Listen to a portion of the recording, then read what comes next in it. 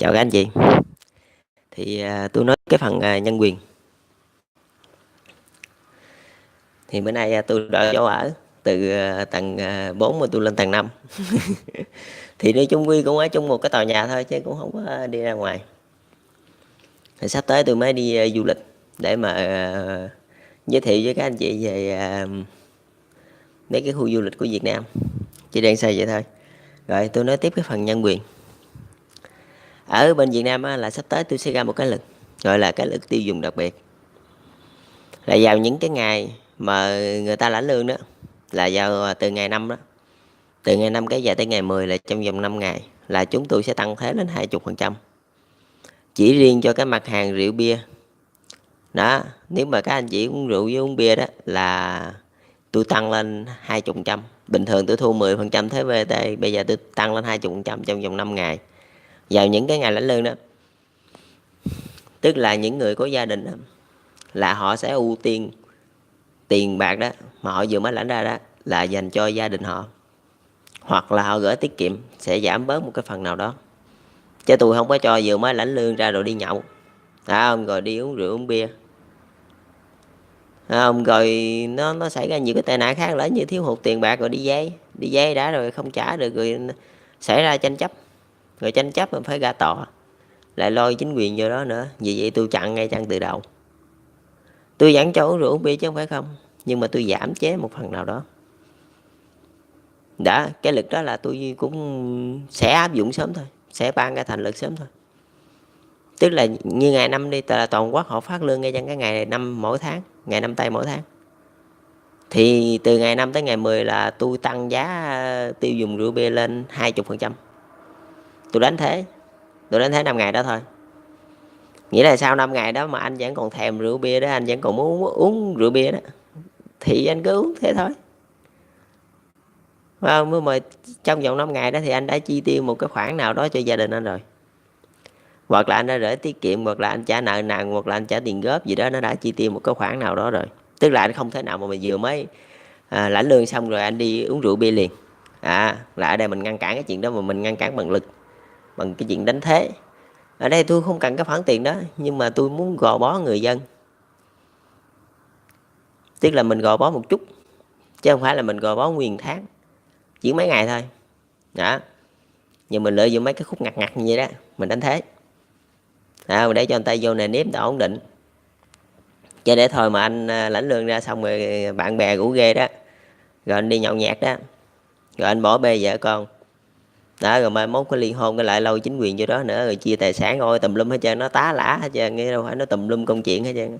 Chứ đâu phải nhiều khi một cái tiền nhậu thấy nó đơn giản lắm, nhưng mà nó kéo dài nó sẽ hệ lụy tùm lum hết.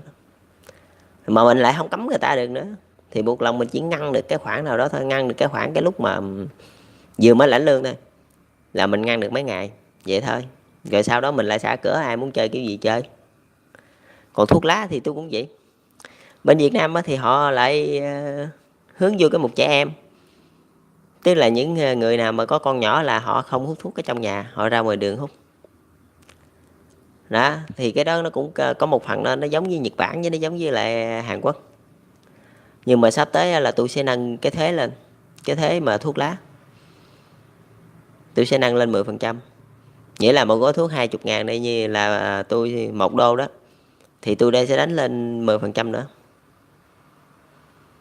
đó, là nó sẽ lên tầm cả 25.000 một gói, để cho người ta giảm hút. Với thứ hai nữa là tôi sẽ quy định ra những cái giờ không hút thuốc lá, những cái giờ hoặc là những cái ngày gì đó. Nhưng mà một ngày chắc người ta chịu không nổi đâu, mình lại quy định giờ thôi, như từ 7 giờ tới 10 giờ đi, hàng tuần, hàng ngày là mình hạn chế hút thuốc lá. Và mình không hút thuốc lá trong công sở. Thì ở Việt Nam nó đã người ta đã áp dụng cái lực không hút thuốc lá trong công sở rồi, nhưng mà cái này mình không cấm luôn, mình chỉ hạn chế lại một phần nào đó thôi. Tức là mình không cho người ta hút nhiều vậy thôi. Rồi qua cái giờ đó ai muốn làm gì làm, tôi chỉ ngăn cấm như đầu tuần thôi, thứ hai đầu tuần là từ 7 giờ cho tới 9 giờ là không được hút thuốc lá vậy đó. Nghĩa là anh vô công sở anh tập trung lo công việc từ 7 giờ tới 9 giờ hoặc 7 giờ tới 10 giờ ngay trong cái ngày đầu tuần, là không có rảnh thời gian để mà hút thuốc lá, mình không có tập trung những việc khác Mình chỉ là tập trung làm công việc thôi, cho đến khi sau 10 giờ rồi mới hút thuốc lá, là trong một tuần đó kể như thoải mái. Không, là ở Việt Nam chúng tôi là chỉ ra những cái lực gọi là ngăn cấm, mà ngăn cấm dạng hơi hơi thôi. Mình chỉ giảm một phần nào thôi, chứ mình nói cấm là tuyệt đối luôn thì chắc cũng không tuyệt đối đâu. Một mặt là mình lên giá, mình đánh thế để cho nó lên giá. Một mặt là mình chia ra những khung giờ đầu tuần đó, từ 7 giờ tới 10 giờ là mình không cho người ta hút thuốc lá, để cho người ta tập trung người ta giải quyết công việc. Ngay trong đầu tuần mà anh vô đó anh cứ 10 phút anh đi ra anh hút thuốc lá, rồi còn thời gian đâu nữa anh làm việc. Hoặc giả là người ta sẽ quy định là có nhiều công ty là họ không cho nhân viên họ đi ra hút thuốc lá luôn, cho đến khi hết giờ lao động. Nghĩa là từ 7 giờ tới 11 giờ anh chỉ ngồi trong phòng máy lạnh thôi, anh đâu có thể nào hút thuốc lá trong đó được. Buộc lòng anh phải đi ra ngoài, mà nếu mà anh đi ra ngoài như vậy là anh trễ nải cái công việc của người ta sẽ không cho ra hút thuốc lá. Nghĩa là sau hết 11 giờ rồi anh muốn làm gì anh làm. Nhưng mà cái quy luật đó thì nó gắt ghe quá, nó khắt khe quá, người ta sẽ theo không được. Còn tôi ở đây là mình sẽ nói thì cái bậc quốc gia dân tộc, mình nói về cái chuyện chính phủ là mình chỉ là không cho hút từ 7 giờ tới 10 giờ cái ngày thứ hai đầu tuần, là để tập trung làm công việc. Nó còn tồn động hội từng rồi đó, thì từng này làm cho xong, rồi sau 10 giờ rồi muốn hút kiểu gì đó thì hút đó. Còn cái vụ mà rượu bia là tôi cấm từ ngày, không phải là cấm mà là đánh thế 20%, từ ngày 5 cho tới ngày 10. Là những cái ngày, tại sao tôi lại đánh thế ngày đó? Tại vì cái ngày đó đa phần trên đất nước Việt Nam này người ta phát lương vào cái ngày đó, và tôi không muốn cho người ta vừa mới lãnh lương ra mà đi ăn nhậu lè phè. Anh phải dành tiền cho gia đình anh tiêu dùng cái gì đó tôi không cần biết, nhưng mà anh ăn nhậu là tôi không chịu, tôi đánh thế. Nào để cho anh nghĩ, anh bỏ cái tư tưởng ăn nhậu đi, rồi anh nghĩ cái chuyện khác đi đó. Rồi qua mấy cái ngày đó rồi anh muốn ăn nhậu kiểu gì đó tôi không quan tâm. Thì ở đây tôi cũng dung nhập một phần của thế giới tư bản, và một phần đó là tôi tự suy nghĩ ra. Tại vì tôi cũng là một người ăn nhậu, tôi cũng là một người hút thuốc lá, nhưng mà sắp tới là tôi khi mà nhiệm chức rồi là tôi bỏ, tôi không hút nữa. Tại vì tôi không phải lo cái chuyện đó của đất nước dân tộc nữa, tôi đâu có rảnh đâu mà hút thuốc lá hoài. Thì vô đó lại có một cái sự gò bó rồi, nên mình phải sống theo cái nếp sống của người ta. Vậy đó, có đội ngũ y bác sĩ đó họ chăm sóc sức khỏe đó, mình đâu có thể nào mà mình cứ hút thuốc lá hoài, mình gây khó dễ cho người ta được. Thì tới lúc đó đi, bây giờ mình còn tự do mà, rồi tới lúc đó đi rồi mình hết tự do thì mình tính tiếp đó, thì mình bỏ thuốc lá thôi, thế thôi, chứ có gì đâu khó. Rồi chỉ có hai cái chuyện đó thôi. Thì cái chuyện cái tiếp đó là mình lại nói tiếp tục về nhân quyền, là quyền của một công dân đối với một đất nước, cho dù ở bất kỳ nơi đâu. Những người mang quốc tịch Việt Nam hoặc là những người có cái gốc Việt Nam đều được chính phủ lắng nghe ý kiến. Mà tôi tin đó là thế giới tư bản họ cũng làm vậy thôi. Cái đó nó vừa là tình báo mà nó cũng vừa là dân chủ, chứ nó không phải nói tình báo không thì nó không phải, mà nó cũng vừa là dân chủ luôn.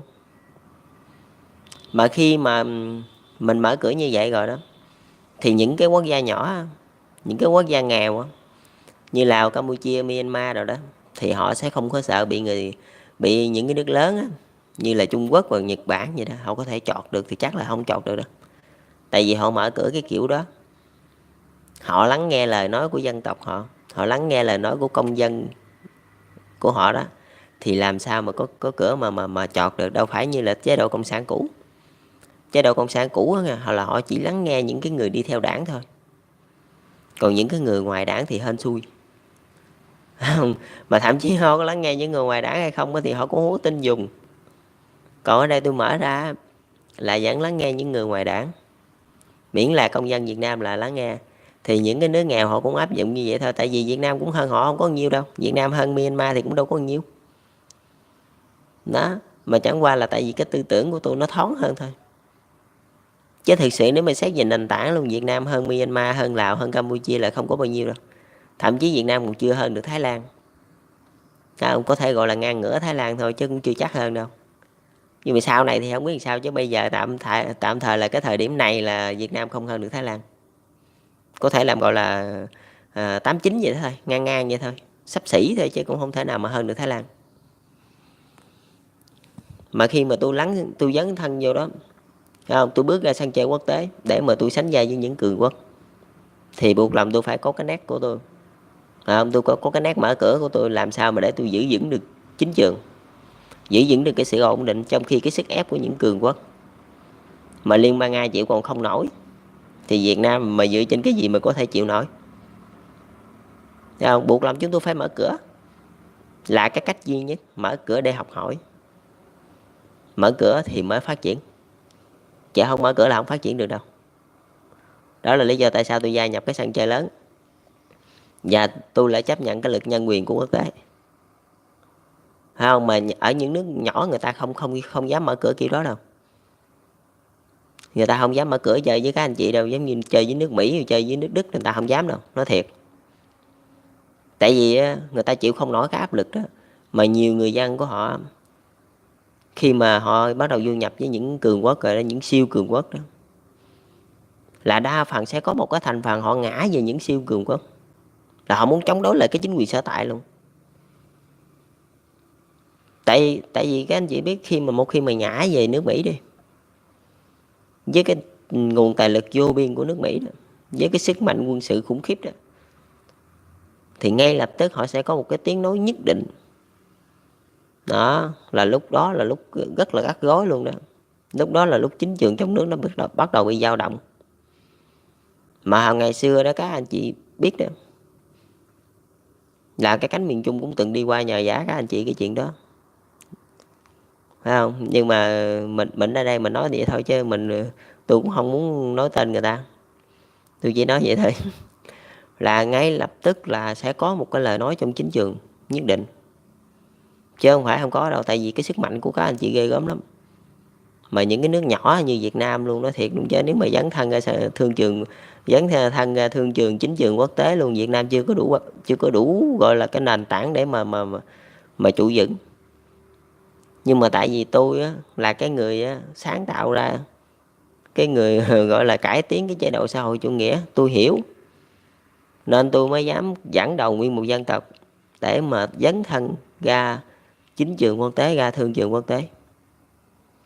Chứ nếu người bình thường họ không dám làm đâu, nói thiệt.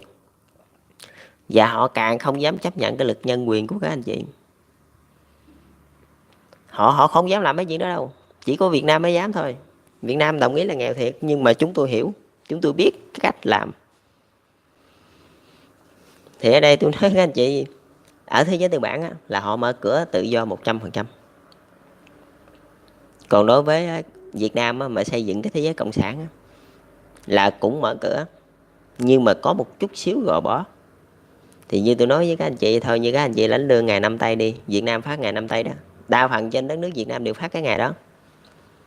Thì từ ngày 5 tây tới ngày 10 tây á, là tôi sẽ đánh thuế bia rượu 20%. Tôi không cho người ta uống rượu. Thấy không? Anh lãnh lương ra rồi, anh có thể làm chuyện gì đó, hoặc là mua quần áo, hoặc là cái này kia, anh mua sắm cái gì cũng được, hoặc là dẫn con cái anh đi du lịch thì cái đó là vô tư thôi. Chứ tôi không cho anh uống rượu. Cái nào rồi là tôi nói thẳng. Thấy không? Chính phủ làm việc dứt khoát, chứ không có lộn xộn. Cái nào chấp nhận ý kiến là ý kiến, còn cái nào mà cấm là cấm. Cấm vào ngày nào, giờ nào, ra làm sao, rõ ràng.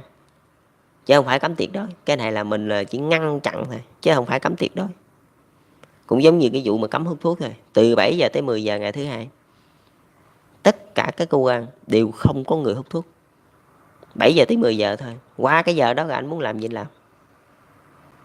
Tôi không cần biết ngày anh hút một gói cũng được nữa, một ngày anh hút 20-30 điếu thì tôi không quan tâm. Nhưng mà vào cái giờ đó là anh phải tập trung lo công việc.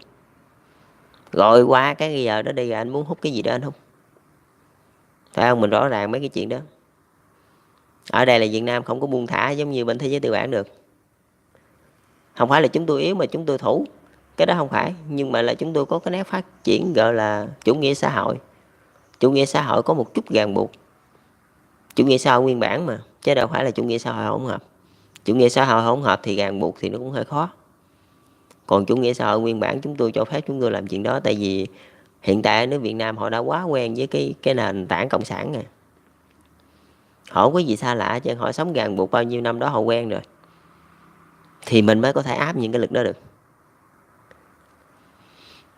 Tức là nó có một chút tự do, nhưng mà nó cũng có một chút ràng buộc. Còn những cái nước tư bản thì họ tự do quá rồi, họ tự do từ nào tới giờ mà bây giờ mà muốn ràng buộc phải không, nó rất là khó luôn đó, thiệt chứ các anh chị. Như bây giờ tôi nói như hồi đó đi, tôi có từng gửi một cái thư mà gọi là ý kiến với tổng thống Donald Trump đó, là cái lực súng đạn ở bên bển đó, là mình vẫn bán súng đạn chứ không phải là không, nhưng mà thay vì cái đầu đạn đồng nó giết người được thì mình đổi qua cái đầu đạn thuốc mê. Mình bắn một cái là người ta không chết, người ta trúng đạn người ta không chết, người ta chỉ té xỉu thôi, trong vòng mấy tiếng đồng hồ người ta tỉnh, phải không? Thì còn có cơ may sửa chữa gì đó, để như trong một cái phút nóng giận vậy đó, tôi móc súng tôi bắn anh đi, phải không? Anh chỉ xỉu thôi, rồi chút anh tỉnh. Mà nếu tôi bắn cái đầu đạn đồng đi, anh chết ngắt rồi, tôi đâu có hỏi lại được, phải không? Mà cái đó là cái cách là mình không có cấm người ta, mình không cấm gì hết, nhưng mà mình chỉ chỉnh một chút cho nó nề nếp thôi. Tại vì các anh chị biết sao không? Hồi đó ở bên nước Mỹ, người ta có một câu hỏi rất là hay nha. Tại sao những người tội phạm thì họ sở hữu súng được, phải không? Mà những người lương thiện lại không được, trong khi họ vác súng vô nhà người ta để họ cướp bóc rồi này kia đó, phải không? Thì chính phủ lại trả lời không được, chính phủ lại buộc lòng phải cho họ sở hữu súng. Nhưng mà các anh chị quên một điều rằng, khi mà sở hữu súng quá nhiều rồi, người ta trong một lúc giận dữ là người ta sẽ bắn nhau, là cái tỷ lệ người chết sẽ gia tăng. Không, trong một lúc người ta cùng vậy đó, cuộc sống căng thẳng, cuộc sống tư bản mà rất là căng thẳng, rồi trong một lúc mà người ta không kiềm chế được đó, người ta sẽ móc súng rồi người ta bắn nhau đó. Những cái vụ xả súng ở bên kia, ở bên Mỹ, là những cái vụ đó chỉ là giả thôi, nhưng mà những cái vụ mà chết 1-2 người rồi đó, lác đác rồi đó, cái vụ đó là thiệt đó. Nhưng mà năm nào không có, thậm chí có cả ngàn vụ. Thậm chí 2 nhà hàng xóm thôi, mỗi khi cự lộn là có thể xách cái súng săn ra là quất nhau luôn đó, chứ không phải chơi đâu. Thậm chí đi như bây giờ đi, trong nhiều bộ phim mà tôi coi đó, vợ đi gìn con vợ ngoại tình, là phim của nước Mỹ nha, đi gìn con vợ ngoại tình là móc cây súng sẵn, cây súng ngắn để trên tay vậy đó, yêu cầu thấy là bắn bỏ liền chứ không có nói gì hết trơn. Mà tôi nói thiệt với các anh chị luôn, nhiều khi cái tình huống nó chưa có tới mức độ là phải giết người, mà nó tự do quá, đâm ra người ta thoải mái quá, người ta nghĩ cái mạng người như lông hồng vậy đó, ta muốn giết cho đời ta giết. Chính phủ không cản nữa đâu, chính phủ chỉ là người đi lại dọn xác thôi. Cảnh sát là vậy đó, cảnh sát là chỉ đi lại đó dọn xác thôi, chứ cảnh sát làm được cái gì, phải không? Tại vì người ta có súng, người ta bắn cái đùng cái chết ngắt rồi cảnh sát lại làm gì? Không ngờ, mà nếu mà cảnh sát lại đó giết thêm một người nữa thì vậy đâm ra là cảnh sát giết 2 người. Không phải là cảnh sát giết 2 người, vậy là đâm ra là có 2 cái án mạng cùng một lúc. Không, cái tỷ lệ người chết sẽ gia tăng rất là nhiều các anh chị. Mà tôi khuyên các anh chị là nên dùng súng đầu đạn thuốc mê. Và ở đây tôi chỉ trang bị cho cảnh sát cơ động là những cái loại súng đầu đạn thuốc mê thôi, chứ tôi không có trang bị đầu đạn đồng. Thấy không? Cứ anh cho dù người ta cướp bóc, người ta giết người gì đó, anh cứ gây mê người ta đi. Rồi cái chuyện gì đó thì để cho tòa án phán xét. Thấy không? Anh cảnh sát anh không phải tòa án, anh đâu có thể nào móc súng bắn người ta giữa chừng được. Phải không? Mà thậm chí người dân luôn, tôi không cho sở hữu súng. Là tại vì sao? Là tại vì họ sẽ bắn nhau. Chỉ có cảnh sát thôi. Ý là như vậy mà bên đây còn chém lộn rần rần nữa, chứ không phải chơi đâu. Ý là kèm cả đó đó, mà còn chém lộn kìa. Họ mượn nợ đó các anh chị, họ cờ bạc đó, họ mượn nợ đó, rồi đòi không trả đó, họ kéo nguyên một băng đi để họ chém đó, chứ không phải chơi đâu. Bên Việt Nam cũng lộn xộn lắm đó, chứ không phải chơi đâu mấy cái vụ đó đó. Bởi vì đó là lý do tại sao tôi không cho mở các sòng bạc đâu. Còn bên Mỹ thì thôi luôn, bên Mỹ thì tự do quá rồi. Tôi còn nhớ chú Trump, ổng có 4 cái sòng bạc, mà cái ngành sòng bạc là con gà đá trứng vàng của ổng đó, chứ không phải chơi đâu. Cái ngành nào tôi không biết, chứ ngành sòng bạc tôi biết. Ổng còn cho rơi một chiếc trực thăng chết hết 4 người giám đốc của ổng nữa. Tưởng ai không biết, chứ chú Trump là tôi gành ổng lắm. Tổng thống Donald Trump là tôi biết ổng mà. Từ hồi mà cái chiếc trực thăng mà nó rơi đó, là 4 người giám đốc của ổng chết đó, trên tử nạn ở trên chiếc trực thăng đó đó, là ổng mới kê khai á là những sòng bạc của ổng thua lỗ, còn lỗ hay không á thì thôi, thì mình nói vậy biết rồi còn hỏi làm gì nữa. Tôi tôi nói vậy phải hông, chú Trâm? Rồi, chào các anh chị, để video clip kế tiếp đi rồi tôi nói tiếp. Giờ 20 phút rồi để tôi đăng lên cái. Chào các anh chị.